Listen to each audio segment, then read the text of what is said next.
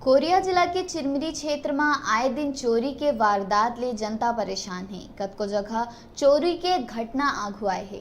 इला पुलिस गंभीरता से लेत हुए टीम गठित कर जांच में जुट गए रही। मुखबिर ले सूचना मिलिस के एक व्यक्ति मोबाइल बेचे के फिराक में घूमत है, तब पुलिस देर नहीं करत हुए आरोपी के घर दबिश दे के आरोपी ला धर दबोचे है और उन्हें 3 आरोपी अभी भी फरार है। कड़ाई ले पूछताछ करे में आरोपी चोरी के वारदात में शामिल होए के बात ला कबूल कर लिए है।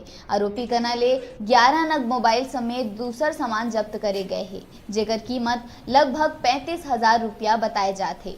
आरोपी के विरुद्ध चोरी के मामला पंजीबद्ध कर न्यायालय में पेश करे गए है, जिहां ले आरोपी ला न्यायिक हिरासत में जेल भेज दे गई।